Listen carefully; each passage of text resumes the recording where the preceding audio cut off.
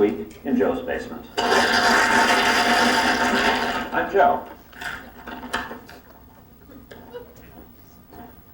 And this is my basement. So, this week in Joe's basement, it's my proud pleasure to bring you a radical departure from the confines of our weekly series on public access cable here in Chicago.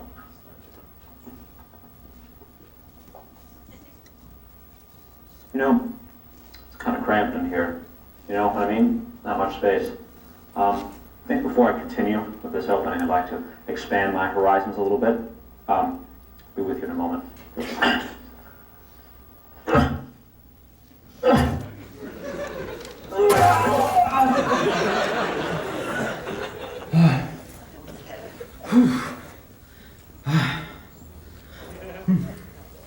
Oh, that's much better.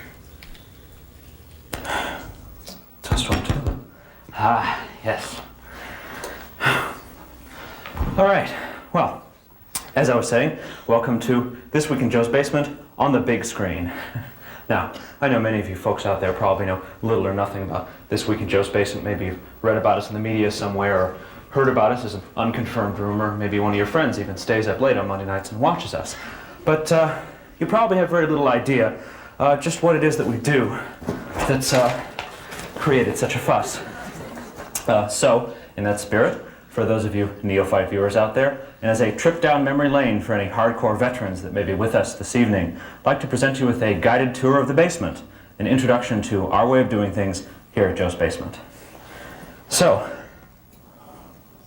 obviously I'm Joe, and this is my basement. This Week in Joe's Basement began about 3 or 4 years ago now as a public access television show, along with myself, Paul Pomerleau, Mark Audrey, and Dan Margulies. Sort of got together and decided to create a television show based on the simple premise that, well, what would you do if you couldn't be canceled? Which is what an access show is, right? Anyway, well, our premiere episode actually was a tribute to the late, overrated Andy Warhol and his structural cinema. That was a sort of thing he did where he would, for example, show you 24 hours of the Empire State Building in real time, and it was supposed to be deep and meaningful. Well, our tribute to this at This Week in Joe's Basement for our pilot episode to start this series, actually we had no idea where the series was going, was that yours truly sat up in his kitchen and drank beer while a large darkroom timer counted down the 30 minutes remaining until the end of the episode. That was kind of all he had to say about Andy Warhol. Anyway, that was episode 1. And, well, it's sort of obvious to go where to go from there, right? Something completely empty. We just sort of filled this vessel bit by bit until, after a while, we had a television show. So, anyway, we've adopted something of a regular format by now here at This Week in Joe's Basement. One of the things that I do at the start of each episode is I like to read from viewer mail. We get a variety of stimulating responses from time to time from our viewers. For example, King Zeke of Planet Zarkon Frolinger, he likes to keep us appraised of his family situation up there. It's rather complicated. Or perhaps some of the abstract poetics of Sir Dada or Freedom and Enterprise. Perhaps even a love letter from Deborah J. Paulson or Tush. But since this isn't an episode of This Week in Joe's Basement, we don't have time for that, so we'll just move on. Right. Script. Move on, right.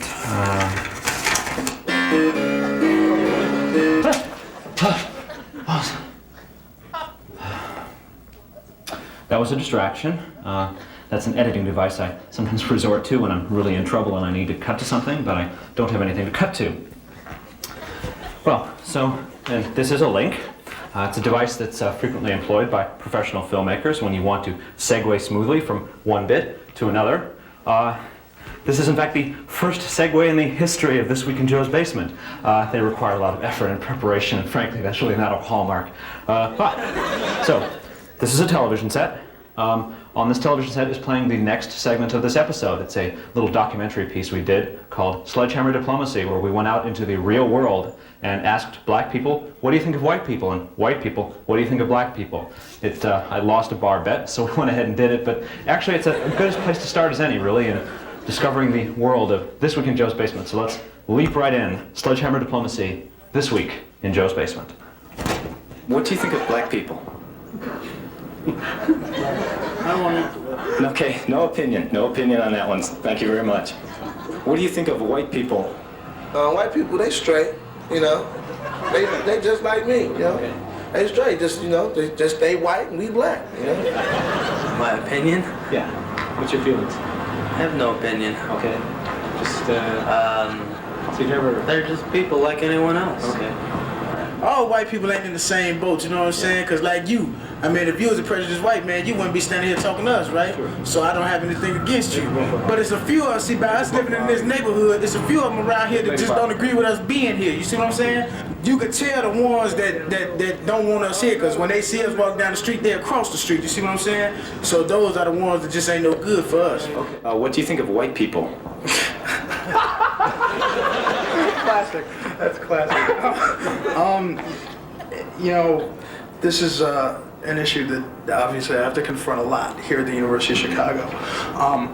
I am what is termed as a half-breed. My mother is white, but you wouldn't know that from looking at me because you know, skin color is on a you know, chromosome or whatever, and it's inherited independent of either of your parents.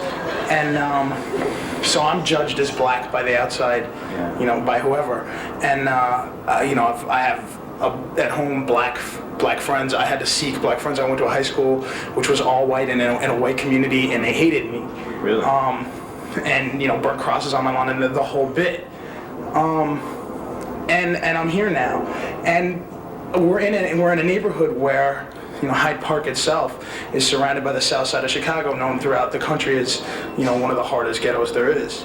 And so we kind of deal with this urban paranoia thing about, you know, white folks are afraid to get mugged, and they see black people walking, you know, through campus to get wherever, to their jobs or wherever. And there's a real, you know, sense of, you know, the siege mentality. And if you're just looking at the buildings, it's like the Huns are going to attack at any minute. You know, the fact is I'm a student here, and I earned that right to be a student, and I work just as hard or harder, you know, as people who are here. And I'm not on any kind of scholarship, and I don't play football, and I don't do any of that. You know, it's not any athletic ability. What I got here through my own ability. And because of the way I look, I'm judged as, you know, something other, you know, entirely different than what I am. The way I feel toward a white person, usually I have a negative vibe toward a white person for the simple fact that, you know, the black person as a man, we consider a minority. I don't consider myself a minority because I'm not in no projects. I can stand for mine. I'm a man before I'm anything. Well, usually whenever I see a white man, when I first just look at him, I'm like, there goes somebody who with a suit and tie, you know, got a job downtown, working good, got the house, and, you know, when they broke, they got about a couple of hundred in their pocket. When we broke, you know, we got a couple of quarters or something like that. I mean, it's still an equality out there. Everybody say it is out here. I mean, it's still separated. I mean, it might not be as obvious as it was then, but it's still, we're getting it's racist against us. I mean, people are still, we're still down, okay? To me, nothing wrong with white people. I love them just like I love the blacks. And I wouldn't mind marrying one of them. And then again, ain't nothing wrong with the people by their color. Well, mama won.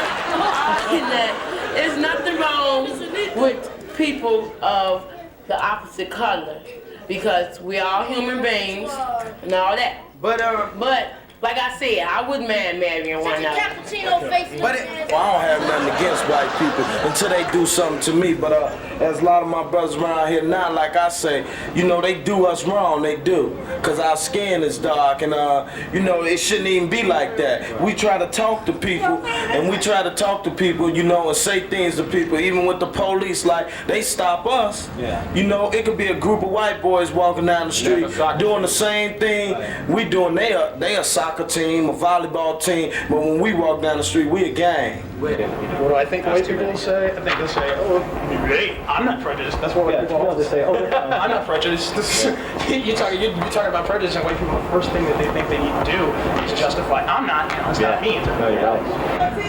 What's my opinion of black people? Yeah. They're fine. Okay. Black people? Yes. Okay, but I'm black myself, can't you tell?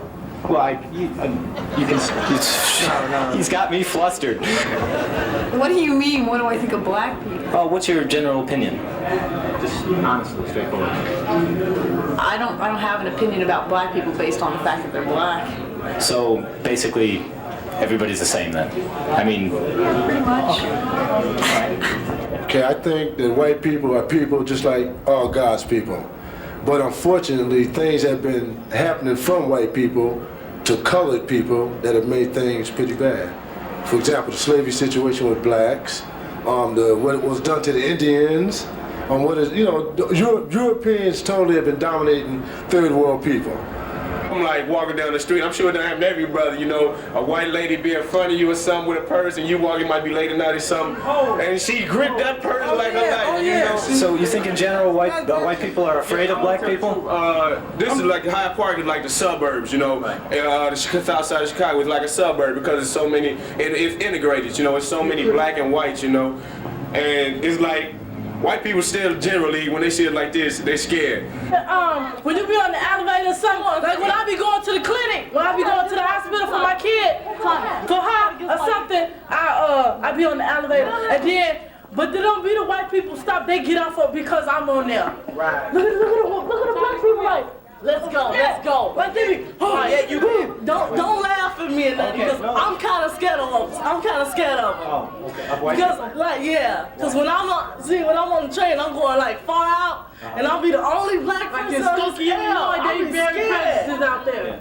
I'll be scared like they gonna kill me or something because I'm the only black or something. They be doing. Have you had any situations where they've either said or done something? Anytime you see a black man on TV, he's in handcuffs, you know? And anytime you see a white man on TV, he done saved somebody's life or something like that. I'd rather like to see more of my brothers instead of looking bad like we just hold them going to jail and all that. I like to see some brother that he just did something good, you know, not just something bad happening, you know? I mean, we publicize that a black person as niggas or whatsoever. We're just bad people, you know? I don't think it's so much conscious prejudice as unconscious. I think that there are things that kids have just grown up with and have seen on TV and gathered from experience that may or may not be true, and they haven't had the opportunity to challenge them and confront them with members of the race who those stereotypes are about. I think it's not so much prejudice as ignorance. That's the problem. I got a difference between black people and niggers. Niggers are gangbangers. Black people are people who have respect for other people. That's my difference between blacks. I like black people, niggers I don't like. Like I said, some have respect, some don't. Some are just as bad as the other ones. Some are just, some are cool. You can walk up and talk to them like you can a normal person. It's just depending on who you run into, that's all. Like, ask this guy, right, Rich? Tell him, man. Ask him, man. What's it? Hi, we're asking your buddy here what he thinks about black folks, and we're going to ask you the same thing. Don't like them.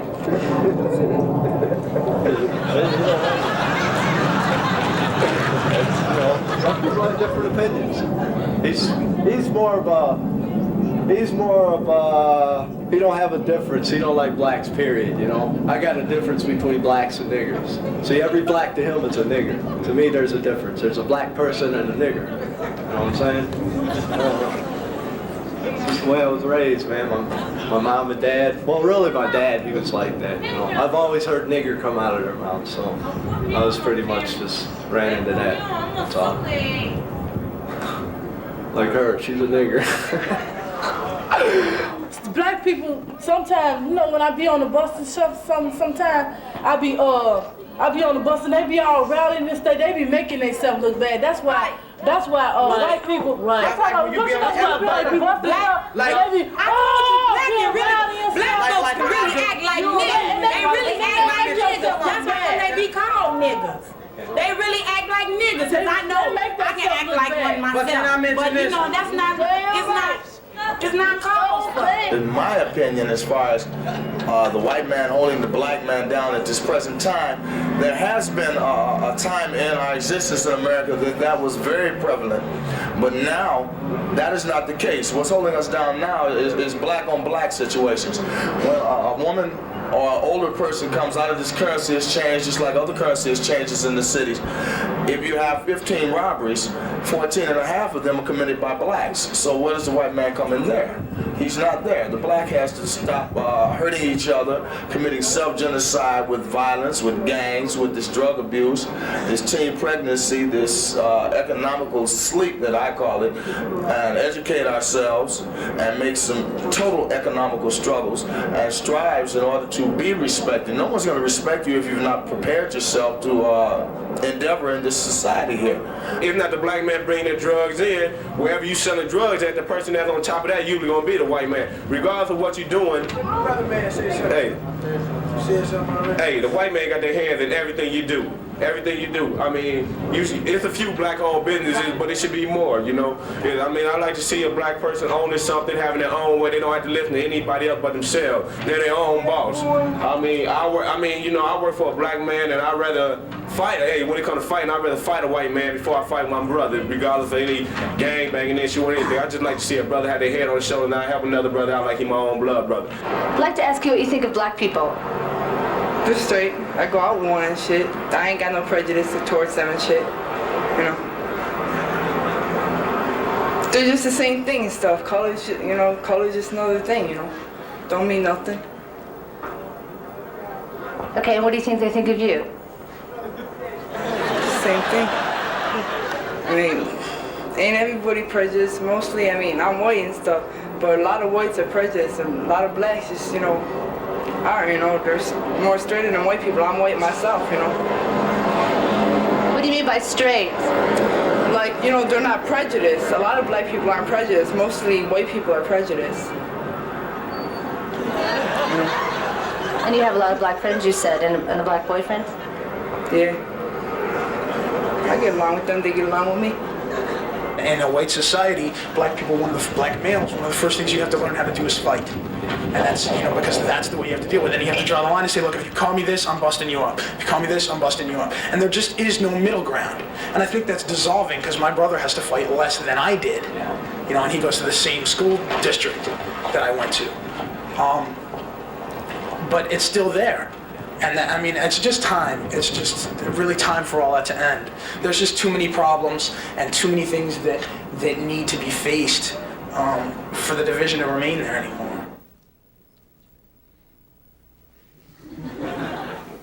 So, here we are. Yeah. Thanks for inviting me to dinner. Oh, thanks for coming. I'm really happy that I wanted to get to know you better, see you around all the time. And you look like a fascinating woman. Thanks. You embarrass? I'm kind of shy, and compliments make me embarrassed. I'm sorry. Thanks. But I'm get used to it. I'm glad you asked me. This is nice. So tell me about yourself. What do you do for the company you work for? I see you in and out all the time. I'm an insurance underwriter. Really? Mm-hmm. Really? An insurance underwriter? Yeah. What does that entail exactly? I mean, I have insurance. But... Oh, I don't really feel like talking about business. I mean, I'm an insurance underwriter. I underwrite insurance. Yeah? Yeah. What do you do? I'm in the food service industry. Are you? Fascinating. Fascinating. What do you do? I'm in a managerial position, actually. Yeah. Who do you work for? McDonald's. I'm the counter manager. Wow.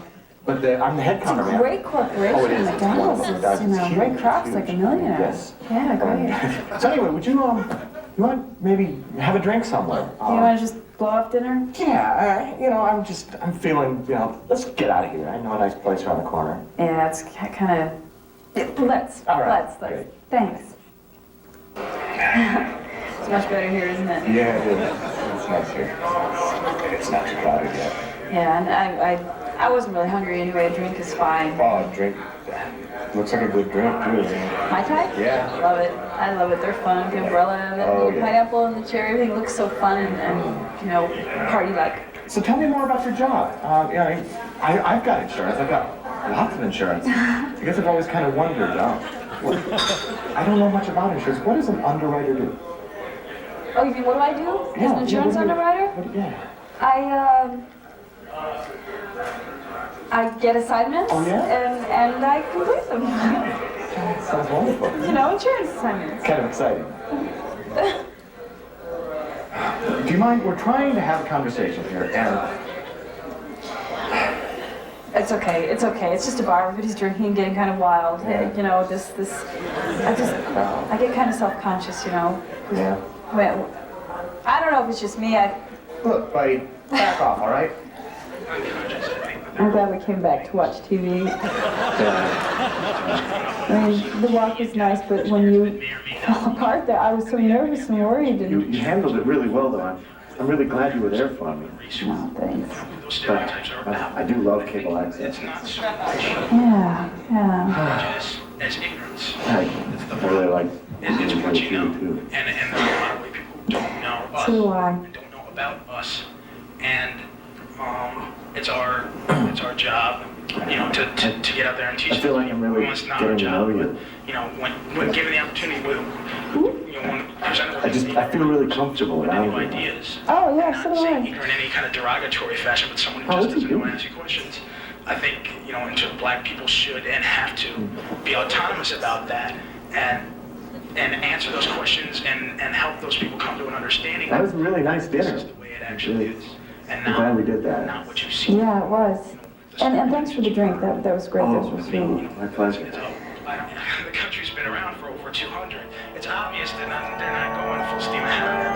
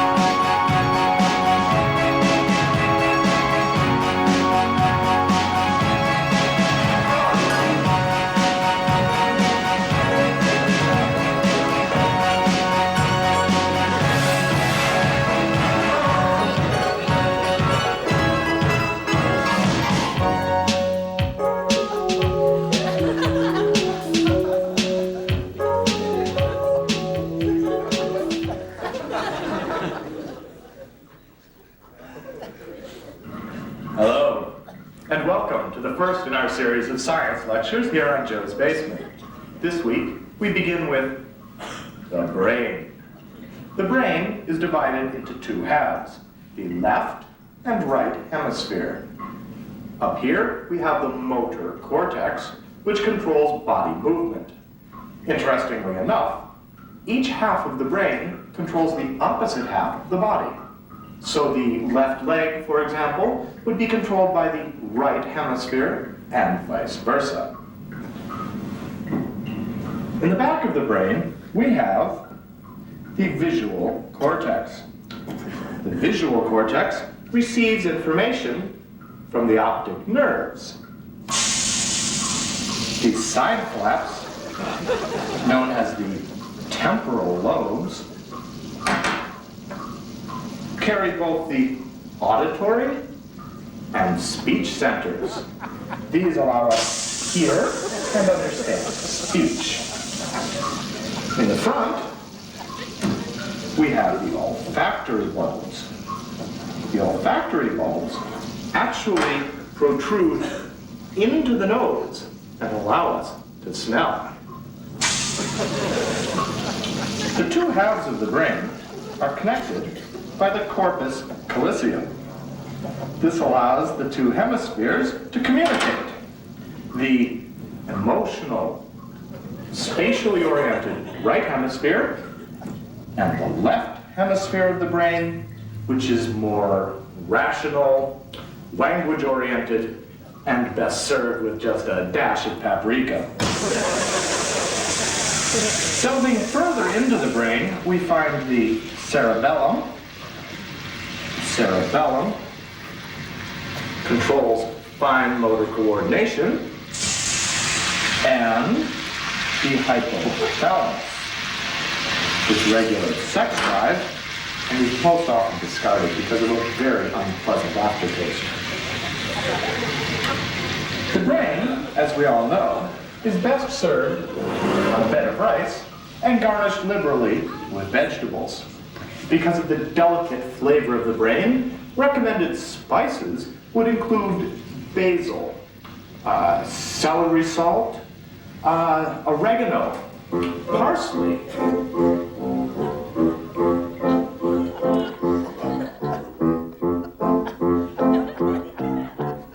Please, please, please, please, please don't eat my brain. Please, please, please, please, please don't eat my brain. I never ever used it, but I love it so. Never really needed it, but even though it's the only brain I've got, and so the answer is no. Please, please, please, please, please don't eat my brain. Please, please, please, please let me eat your brain. Please, please, please, please let me eat your brain. I'm really very hungry and I've missed your bunch. You're gonna love the feeling once I've started to munch. So baby, let me take your cranium out to lunch. Please, please, please, please let me eat your brain. I've got a lot of love for you, plenty to spare. Cuts you'd make atop my head would ruin my hair. The time you ate my liver, dear, you didn't even share. Please, please, please, please, please don't eat my brain. I listen to you any subject you care to wax on. I never comment on the knowledge that you were lax on. I don't see what's the harm of me just eating an axon. Why can't I eat your? Why can't I eat your brain?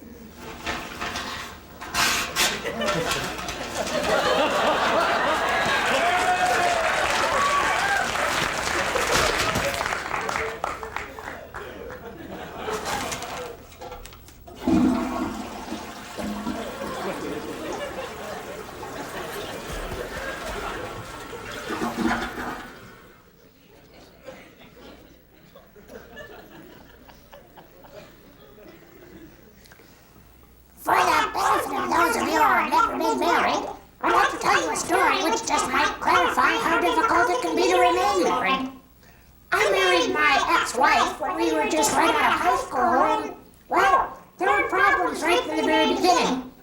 She was a hard woman to live with, and, well, she looked kind of like this. And it was just very hard to stay married under those circumstances. What are you guys doing at the mall today? Shopping and looking for boys. Same. Which comes first? Looking for boys. Looking for boys. Just hanging out. Looking for people. Looking for guys. Shopping. Looking for guys. How about you? I lost my date. I'm just shopping around, looking for boys. Yeah. Scoping. You're scoping. So, Looking for females. Because my female's not right. Shopping. Looking for boys. Shopping. Shopping. Looking for boys. Shopping. Well, I was supposed to meet someone. Looking for cute guys. Absolutely nothing. Well, I come here just to scope out the babes, just to look around, see if there's any girls around. what's the best way to pick up guys here? I don't know. What do you usually try? I never go up to them. I just sort of like sit around with my friends and wait. And wait? Yeah, and wait. Hope they notice you? Yeah. What do you do to maybe get noticed by guys? I don't know. Well, I'm not the best person to ask right now. Why not? Because I don't have a boyfriend. Oh yeah? Yeah. How long has it been? About 2 weeks. Yeah? A long time for you? Yeah. Yeah. What happened with the last one? I dumped him. You did? What happened? What was wrong? Because he's a sleaze. Because he's what? I'm sorry? Sleaze. Sleaze? Fool around a lot or what? No, he's just a jerk. He was a jerk? Yeah. How'd you go out with him then? Because I didn't know that at the time that I did go out with him. How long did it take you to figure out that he was a jerk? A day. A day. So you only went out for a day? Yeah. Okay. Is this a typical length of time for you to have a boyfriend for? No, it's not. Usually they last a little longer. Yeah. At least a week.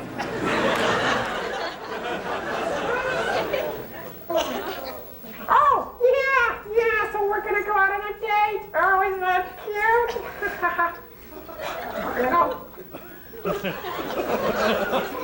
We're gonna go to El Lugar, this Mexican restaurant in Hyde Park. Yeah, a nice restaurant. And they serve moles. No prejudice there. Nice guys. Anyway, so we're gonna go to the Mexican restaurant and we're gonna sit down. It's gonna be nice because they have this wonderful flounder and mole sauce that's just scrumdiddlyicious. That's wonderful. You should try. Mole. Nah, it's mole. I'm sure it's mole. It couldn't be mole. That would be disgusting. Who'd eat a mole? Worm. Anyway, so we're gonna go to this restaurant and we're gonna have a nice time. Down on wine. I'm gonna lose it off now. Then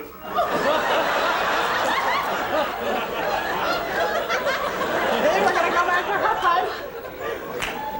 And we're gonna have some fun.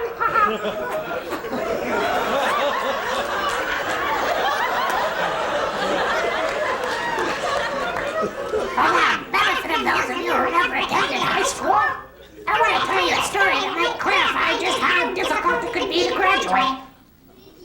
But in the middle of my second year, I transferred to a new school, and I had problems there right from the very beginning because, well, frankly, the new teachers, they all look sort of like this. And it was just very difficult study under those circumstances. You guys spend a lot of money on clothes? Yeah. That's about 90% of the money. About 90% of the money. Then the other 10% is miscellaneous. Okay. Miscellaneous. Well, how often do you guys come to buy new clothes? Every weekend I'm up here. Do you think fashion is important at all? Yeah, I think it's really important. What do you do about that? Oh well, I look for the kind of clothes that look right, and I spend about an hour every day just trying to make myself look right. So you spend a lot of time on that. Yeah, it's important to me. Do you think it's important to other people how you dress? Yeah, it's important to my friends. You guys try to keep up with the latest fashion? Yeah, definitely. What is that these days? There is. It's like different styles. Yeah, there's not a general. It's like that bell bottoms, you know. You can't there's no particular word for it. Usually tight stuff. Sorry. You think fashion's important? Yeah. Yeah. Think your friends care about it a lot? Yes. Definitely. One right over there. Well, I guess it like says kind of who you are. Like the way you dress like says the person you are. But then again, people shouldn't judge you by what you wear or what you look like. So do you think fashion's important? Not really. If you're comfortable in what you're wearing, then I guess it doesn't matter. So fuck fashion, basically? Yeah. I don't know. I don't try to keep up with like fashions that you might read about in the newspaper. Like, this is what's in. I don't like telling anybody telling me what's in. We like wear what we're accustomed to. What we like. So you choose your own fashions? Pretty much. Yeah. Do you think that makes a statement about who you are? Yeah, definitely. What does your fashion say about you? I'm weird. No, I'm kidding. I'm an individual. I can do what I like, and I still have friends because of it. It's not like I'm like a total freak or anything like that. And guys are concerned with style and fashion? Yeah, all the time. I mean, if you look good and try to make yourself look good for a guy, and then like the next day you show up and you don't look good, they're gonna say something. And Yeah, like what? like, oh my God, you look so bad. Something like that. My boyfriends do it to me all the time. Yeah? Yeah, and I don't. So you don't like that, I don't like that at all. Hi guys. That's what you get from growing up on North Shore and stuff. Yeah. Because everything is on the outside. And everything on Different sets of values. everything in the inside is kept in the dark. And Different they just sets let of the values. outside shine through and they don't let anything People come aren't out. willing to get to know you, like if you're ugly or something, because Different they think sets of that your values. personality is ugly. People in the city value different things than people right here. So how do you get past this? People who only want to see the surface of things. You don't. They're not worth it. They're not worth it. They're not worth it. If they judge me, they're not worth each other it. for what's inside. We ostracize those people. I'm interested in when you decided to become a mailman and what education you've had prior to that. Well, I'm trying to think when I decided. It was just sort of a spur of the moment thing, and the years went by, and now I'm a mailman. It's just sort of something that I kind of blundered into. Probably, as for my educational background, I was a student here at the University of Chicago, and more or less an Orthodox graduate training. Nothing out of the ordinary. I just took the normal courses that were being offered while I was here. And how do you like being a mailman? It depends on the weather. 70 degrees in July, it's fantastic. 20 below in January, it's awful. And obviously the work is very simple. You learn it within 10 minutes. I defy anyone not to know how to be a mailman within 10 minutes time, anyone. So obviously the good and bad are a function of the volume of the mail and the weather. It's primarily the weather. The better the weather, the better the job. The worse the weather.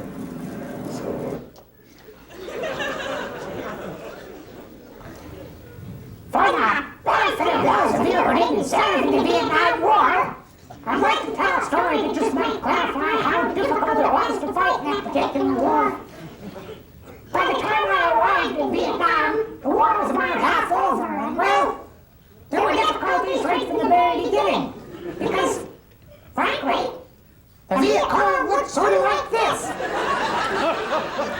And it was very difficult to fight them under those circumstances.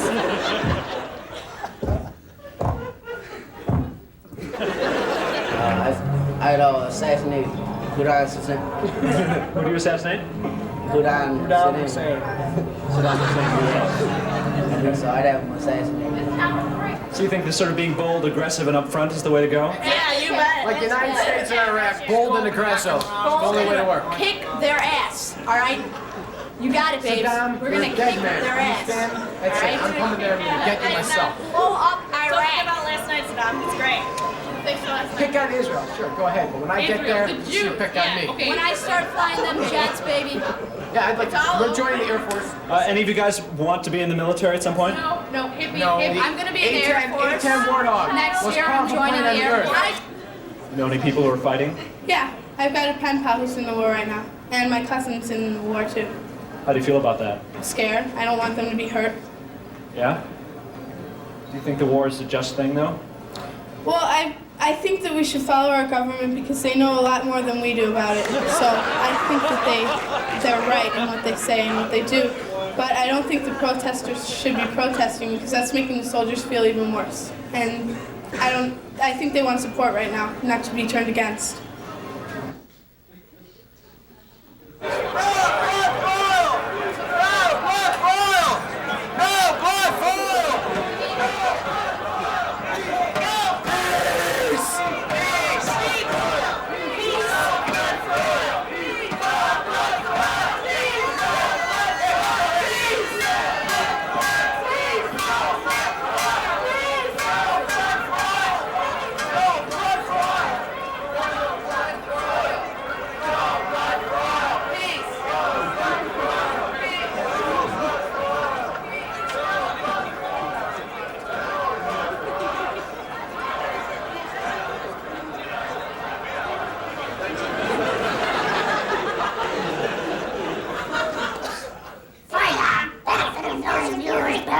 you're divorced. I'd like to tell you a story that'll clarify just how difficult it can be to grow up in a one-parent home. About halfway through my childhood, I moved from my mother's house to my father's. And frankly, there were difficulties right from the beginning because my father, well, he looked sort of like this. And it was just very difficult to grow up under those circumstances. So listen, what do you guys want to be when you grow up? I want to be a psychiatrist. I want to be a lawyer. A lawyer. Lawyer? A doctor. Doctor? Professional singer. Professional singer. Okay. If you could change the world in some way, what would you do? Stop all the racism. Yeah. I'll stop the violence. Brothers ain't right. It's not right? It's not right. What are you going to do about it? Good. See, when I'm making my big bank, you know, I'm gonna put up programs, you know, to help the people and understand not to kill each other. Well, I want to be on the camera, Good. honey. How about you guys? I want to help the poverty level. You know, like get people off of welfare and stuff. Yeah. You know, president for a day, would you change the world? You know, I'll let it run its course. That's about it. How about you? Don't ask me. I don't know. You don't know? No. How about you? What do you think? I don't know. You don't know? No. Okay. Hi guys, Joe here. Well, hope you're all enjoying yourselves at this evening's first ever live big screen edition of This Week in Joe's Basement. Well, you know, it's occurred to me in all this time that since we're no longer on television, there are certain rules we don't have to obey by, like the threat of you viewers out there flipping the station to the football game. So, I'd like to take advantage of that opportunity to wax educational for a moment and drag this show out of the gutter and fill you guys in on something of real importance and substance, namely the geopolitical situation as it's evolved since the end of World War II. Now, I have a representation here which I devised using my own notation to indicate how the situation has changed over the past 10 years.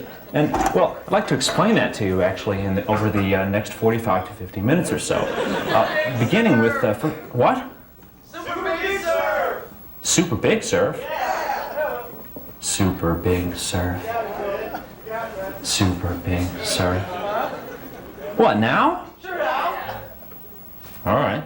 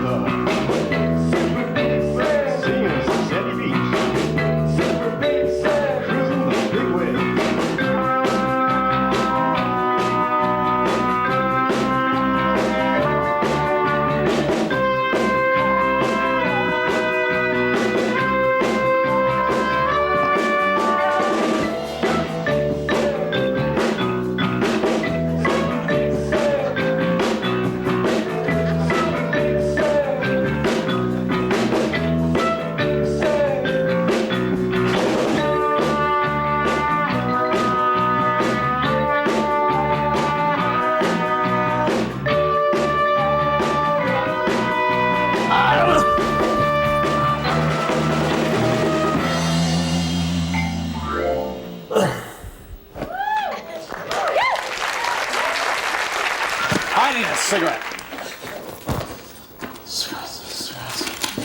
Cigarettes. Hey, how you doing? You know, I really need a cigarette. So I'd like to buy a pack of cigarettes, please. Here, wait. Nope. No, it's just one pack. That's all I need. It's my nickel. No cigarettes. You don't serve cigarettes here? No.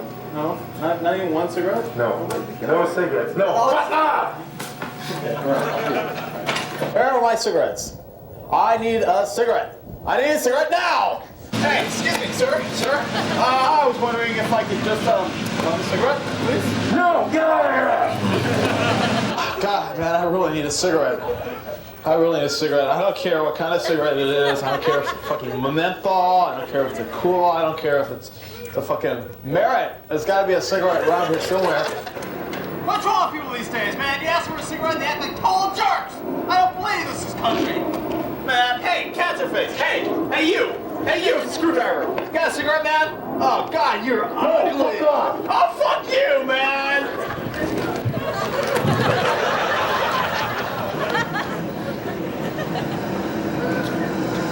I smell cigarettes. Oh, my God.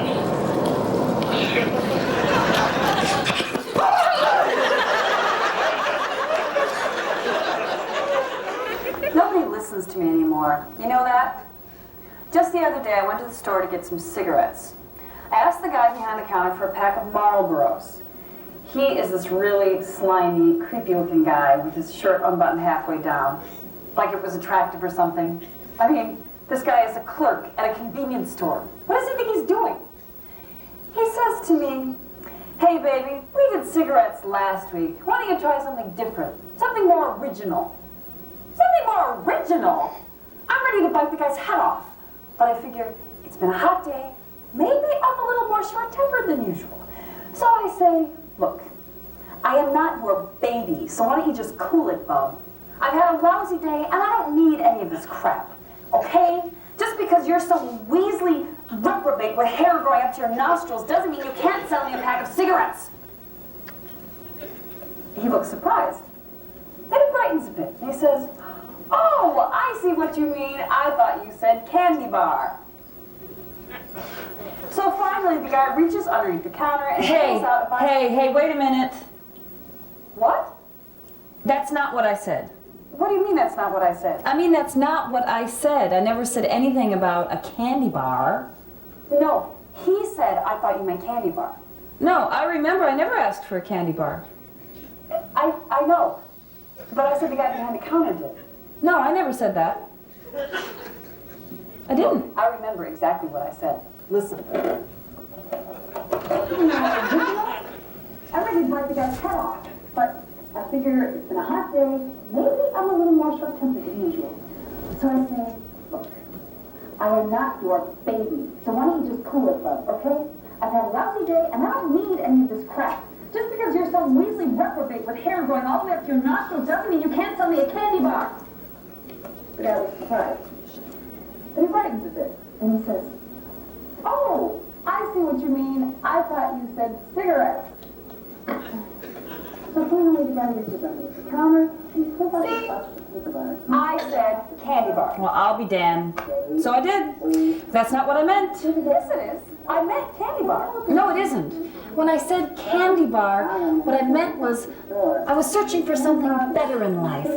For a new sense of purpose. I never said that. Well, that's what I meant. When I said that, I didn't mean anything by it. I just wanted a pack of cigarettes, okay? Just a pack of cigarettes. Excuse me? What? That's not what I said. What do you mean that's not what I said? See, I meant cigarettes. I know what I said. I just told you. The clerk said I thought you meant candy bar. No, I said, look, No, I'm not your baby. So why don't you just give me a candy bar? Candy bar. No, I said candy bar. No, I said cigarettes. I didn't ask for candy bar. I asked for cigarettes. No, I asked for a candy bar. Candy bar. Or did I ask for cigarettes? No, I asked for cigarettes. I remember. I'm the one who said it. I asked for cigarettes. I want a candy bar. Hi guys, Joe here again.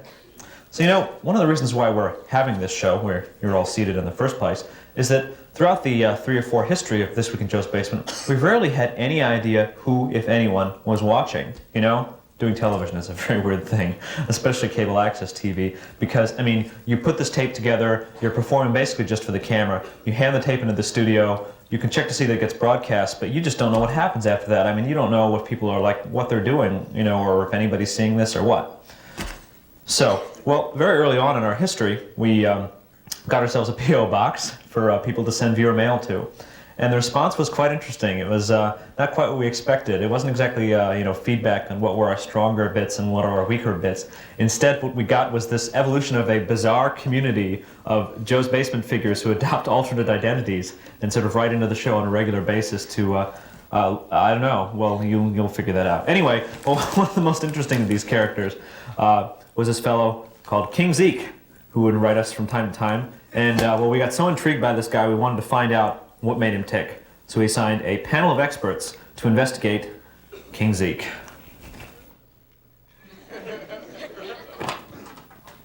Okay, so we got a letter here from Squirmin' Herman at 21 Lower Goose Island Way, Goose Island, 600059251 AP. And looks like King B stationary to me. And Squirmin' Herman, who, as experienced viewers of this show know, is the father of King Zeke, writes as follows. Dear Joe, hi, my name is Squirmin' Herman Billingsley, and my son, Donald, King Zeke, begged me to write you on his behalf. Am I being too harsh on Donald by undergrounding him for a period of human time, 2 weeks plus 4 extra, on our planet, Zarkum Frolinger? Oh, on our planet, Zarkum Frolinger, he'd be expelled from school for 2 years, Earth time, for quasi-glue on a said teacher's seat. What would you do, Joe? And on the top of the letter, he explains the use of the stationery. He says, King Zeke's paper, I'd use scripture. I guess he'd write in the margins or something. He continues. It's so hard for me to be both a preacher, reverend, and a father to the delinquent Donald. My apostles, my other son, Hal the Looper, does crack, Joe. What does a father do? Sincerely, Squirmin' Herman. All right. Well, for the first time in its history, this week in Joe's Basement has been caught in the middle of a family squabble, and an interplanetary one at that. And frankly, I'm out of my depth. I just really don't know what to do. See, we've been following the King Zeke saga for a long time now, ever since he first wrote us in episode 22. Hello, and welcome to the second in our series of science lectures here on Joe's Basement. This week, we look into the personality of the elusive King Zeke. Just what do we know of this King Zeke? Well, we know he comes from the planet Zarkum Frolinger. He's the son of the Reverend Squirmin' Herman Billingsley, attends the Bad Boys School in Lower Goose Island, has a pet dog, Hojacker, and a drug-using brother, Hal the Looper. Using the evidence at hand, let us now visit with our panel of distinguished experts. Jim, what kind of person do you think wrote these letters based on your expertise as a psychologist? Well, Joe, I think that these letters, first of all, were not written by a child. And I have a few reasons for thinking that. First of all, if you look at this envelope that this one came in, it's very creative. It's got 3 kinds of stamps on it. The American flag stamp, the love stamp, and an owl stamp. And then it's very cute. It says speed it up 3 times as fast. But I don't think most kids have access to 3 kinds of stamps. At least not the kids that live in the Okay. Damn sure. Now, in addition, another reason I don't think this is written by a child is that the spelling errors that are made are not the kinds of errors that the child would actually make. In fact, they're the kind that most people might stereotypically think a child would make, but not the kinds that an actual child would make. So, for example, hi Joe the Gwait, G-W-E-A-T, okay? Right. I mean, gwait and is the kind of thing that an adult might think a child would say, or a child might make this kind of error, but in fact, in literally thousands of psycholinguistic studies of children's spelling, we very rarely see G-W-E-A-T as a spelling. And on and on. There are several other kinds of examples like that. I tested these earlier to see if they were authentic or if this was a joke with the divining crystal, and apparently it is not a joke. Okay. The people are very sincere. They like your show a great deal, but there's no way that I could believe that they're living under a bridge or that they're from some other planet, wherever they're saying they're from. All right, so, let's see the beginning here. King Zeke. the following on his trademark King Zeke special stationery. He instructs me to start here at human letter 2 on the upper left. He writes, "Hi, Joe the Great. Your show made all of us Lower Goose Island inhabitants go crazy. We will be having an underground festival in your honor. You show is the only real thing on human television. We have a few shows like yours shown on our planet Zarkum Frolinger." So what do you make of his claims that he lives on planet Zarkum Frolinger and that he... It's rubbish. There's no such thing. I mean, I took a very interesting course once actually in the solar system, and there's nothing like that. Really. Zarkum Frolinger, right, yeah.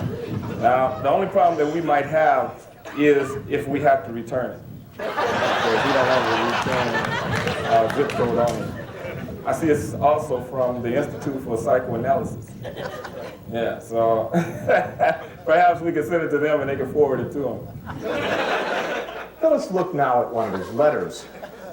Notice the stationery is topped with the characteristic King Bee crown. Indeed, he makes frequent references to this King Bee. Interestingly enough, there is no King Bee. Rather, in the hive, we find a single queen bee responsible for laying the eggs, several drones which fertilize the eggs, and worker bees who build and maintain the hive. Therefore, it is safe to assume that King Zeke is comprised of an abdomen, thorax, forward head region, from which protrude mandibles and antennae.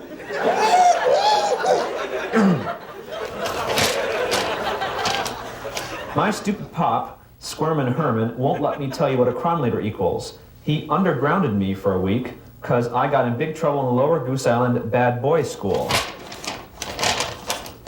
All I did was get our dumb geek teacher Arthur Hosewinkler the Stinker fired again. I, King Zeke, probably put quasi glue on his empty seat. Us kids be happy and quacked up, but my pop, Squirmin' Herman, undergrounded me now. Tell Herman to ease his stance, plural, on me, Basement Joe. Please, I plead. I get bit by too many rats in my underground punishment chamber. Herman will listen to you. This is Squirmin' Herman. And he wants to know if we have been too harsh on Donald for undergrounding him for a period of human time of 2 weeks. Yeah, I think that's a bit harsh, though. I think 2 weeks is a good amount of time for a parent to underground his kid. Yeah, that seems to be, for most of the offenses within the discipline code, the maximum suspension is 10 school days, which would be two weeks. If he's got a record of doing pranks and vindictive things, then you might hit him a little bit heavier than you would a first-time offender, especially if the kid has a good record otherwise. I'd like to find out then whether Squirmin' Herman will in fact punish him by putting him underground for 2 weeks. Okay, then I'll ask the crystal. Is Squirmin' Herman going to put King Zeke locked up underground for 2 weeks?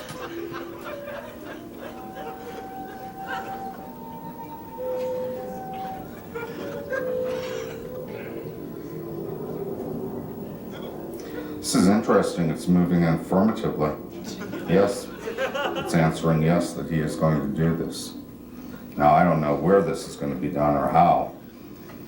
I hope he feeds him while he's locking him up. Yes, I'm afraid I do. As a matter... So, in conclusion, we will now consult our panel of experts and have them summarize their findings. This is a sick person, Joe. It is.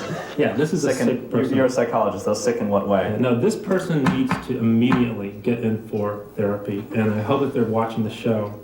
I mean, this is the reason I agreed to go on this show, is that I hope they will go to a hospital and try to get some help. Can you put a finger on, you think, what his problem is? Could be a split personality, could be just a compulsion to mimic a split personality. I think basically this Weird Zeke, or Captain Zeke, or King Zeke, or whoever he is basically someone just like everybody else out here. You know, it's just putting his feelings and thoughts down in words. I don't know, I think it's a few King Zekes working where I work at. Zeke, I'm picturing with like a wavy or curly brown hair. Longish, not real long. Possible small beard or just stubble on the face. Mm-hmm. And you said he's a white person? Yes. Did these letters, the way they feel, remind you of anyone you've ever known or any type of person you've ever known? No. No, I've never come across this exact energy. 704. Angel hair.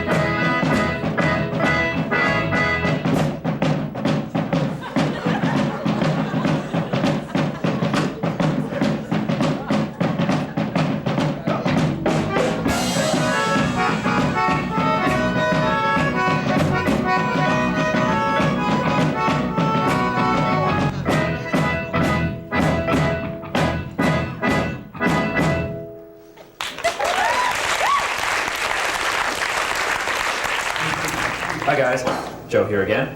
So, well, I ducked out a little early, and I'm here at the Cove, a great local neighborhood bar here in Hyde Park, and I'd like you guys to join me here after the show, especially those of you who had some of our free beer at our party. Maybe this is your chance to kind of pay us back a little bit. So, well, I'm already here, and the rest of my cast and crew will be joining me after the end of the show in about 8 to 10 minutes or so. And well, what I want to do is, for those of you interested in coming, after the end of the closing credits, we're going to run some very explicit driving directions on how to get down here, anybody who needs directions. So if you just stay till through the end of the credits, we'll fill you in on all the details, and you can also ask any of our friendly staff seen wearing Joe's Basement t-shirts. All right, see you in a couple beers. You're on the air, may I help you? Yeah, this is wild. I'm smoking a ball and I'm flipping through the channels and I've never seen anything like this on TV before. Yeah? How did you guys get on? How did we get on? What are you? What are you guys? I've never seen this before. We're a regular show on, you're watching Public Access Cable. I don't know if you knew that. Because it sounded like, well, anyway, you're watching Public Access Cable and anybody can get on television and there's nothing that anybody can do about it. Nor can they censor anything that we do. So it sounds like you're in the right mood to enjoy the show. Is there anything in particular you'd like to see us do? Yeah, there's a guy named Paul. Yes. He's cute. You think he's cute? I want to see his butt. You want to see Paul's butt on television? Okay, request noted. Hi, Maria. It's Paul. So you want to see my butt. You're obviously a woman of taste. And since this is cable access, Joe's Basement, every Monday night, 11:30, we can give you exactly what you want. And this is exactly what you want. So Maria, that was Mark. Okay, Mark's an actor. Mark plays me. All right, but I'm the real Paul. And you don't really want to see Mark's butt. You want to see Paul's butt. I know what you want. You want this.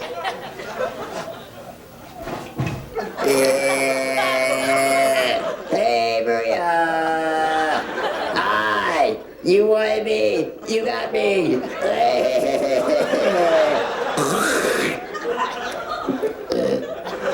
Now, somebody else, not you, Maria, somebody else, wanted Shakespeare.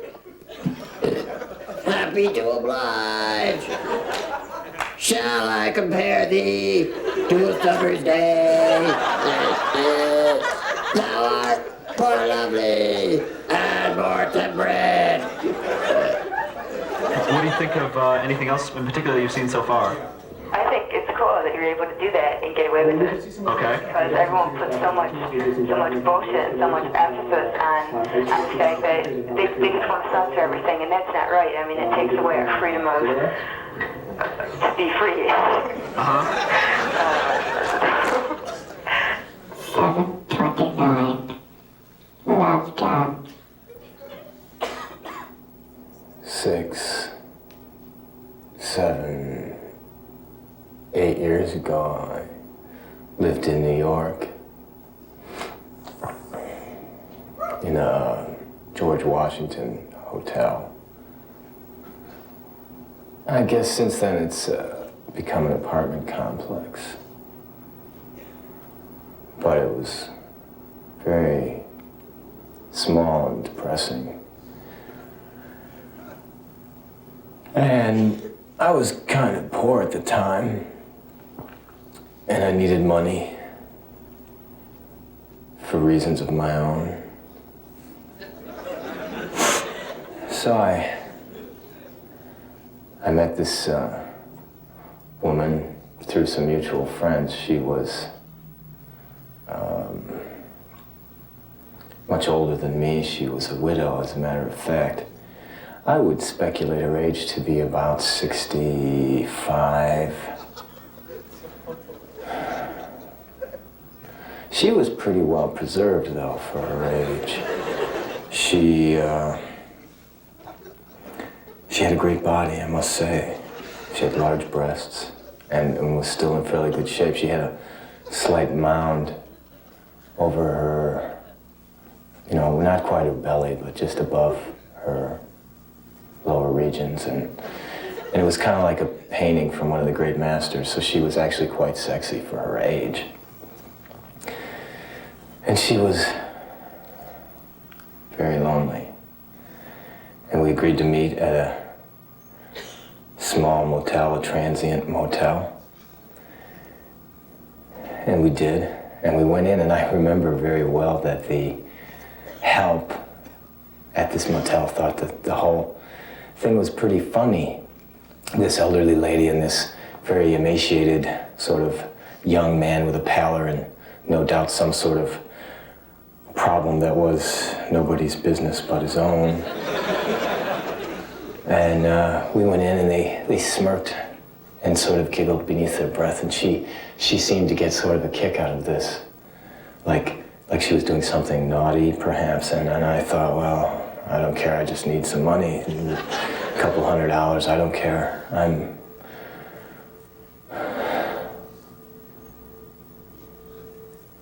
So we went upstairs, and she had brought a bottle of scotch with her. You know, some people really need their crutches when they're gonna do the deed, you know. It's just, we can't possibly just do this because it's, you know, we gotta loosen up, we gotta get rid of our inhibitions, but I didn't have any, I didn't care. So she asked me if I would call down and get some ice from the desk, and I did. And there was a knock at the door several minutes later, and there was this, I would guess to be middle-aged Hispanic man with only one hand. And in his one hand, he held up the ice, and I paid him, but he couldn't take the money with his other hand because he just had a stump. And he had a very strange look. It was kind of like this on his face with a big grin, like he knew something that we didn't know. I thought maybe they were taping us from behind the mirror, but anyway, he went on his way, and I go up to this lady, and she's, like I say, a very attractive widow lady, and she'd let her hair down, and she appeared several years younger, and I started kissing her and fondling her and trying to basically establish a mood, because frankly I was pretty wasted and I just wanted my money, thank you very much. And she said, no, we have to talk first. And I said, oh, yeah, okay. So we talked and she said, I don't have a glass for my scotch. So I called the desk again and this one-handed man came back with a glass and an even bigger grin on his face, and I started to get very annoyed by the whole thing, and I was starting to really wonder, could I do this, Could I actually go through with this action? Well, anyway, she got a little bit drunk and I got a little bit drunk, and I just started doing what I thought was appropriate, and she seemed to react pretty well this time. So before you knew it, we were naked and we were in the bed and we were basically just having sex. But she was a very strange woman. I get the impression that she was very frightened or repressed, and the closer she came to climaxing, the more she screamed, no, no, no, as if her life was somehow, in her soul was lost or something. But she finally did climax, and then we started the intercourse, and she just kept repeating, fuck it, fuck it, fuck it.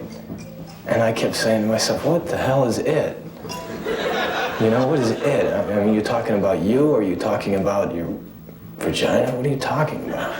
Well, anyway, we did this, and it was over, and she wanted to talk. So we talked for a couple of hours, and she was under the impression that the raging intellectual debate of the day was maybe Freud versus Marx, which I thought was maybe kind of a moot point by now, and I wanted to talk about other things, like my $200. So I nipped the conversation in the bud, threw her on the bed, and did it again and again a couple of times. And she said to me at one point, you really like to fuck, don't you? And I said, well, yeah, I like it, but I like my $200 even more. So she gave me my $200, and I went on my way and got what I needed to get, which is nobody's business but my own. And I suppose I should have felt ashamed by what I had done, or some sense of remorse, but I didn't. And that was that.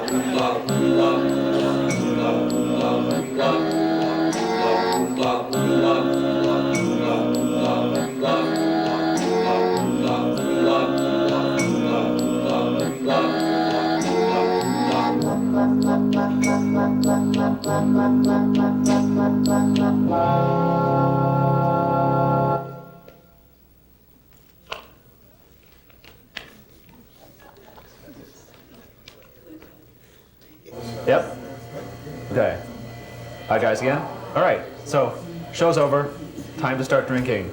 I'm here already. I'm pretty well underway, I think. And so here's how you get to the Cove, and where you can join me and the crew. So if you're leaving the theater, say you're parked in the parking lot and behind Eisenhower's Hall, say you're leaving from there. If you take a right out of the parking lot, okay, you're going to be on Woodlawn Avenue, and a right turn onto Woodlawn takes you going north. So you want to go north from Woodlawn, on Woodlawn, I should say, until you hit 55th Street. It's about 2 lights. Once you hit 55th Street, you want to go east, which is another right. And take 55th Street east about a mile or so. You're going to pass some of Hyde Park's finest architecture, and you're going to pass underneath some IC railroad tracks. Once you pass under the railroad tracks, you go 3 blocks. That's 1 block past another light. 3 blocks past east of the railroad tracks, you're going to see the Cove at 1750 East 55th Street, the building with the shingles on it and the sign that says Cocktail Lounge. And come on in and join me for a beer, or 2 or 3 or more. So we're going to have these coasters. We may run out of them, but we'll pass out some of these coasters with the address too, so you get an idea. Any of our friendly staff in the Joe's Basement t-shirts can help you out if you're having any doubts. All right, see you in a few.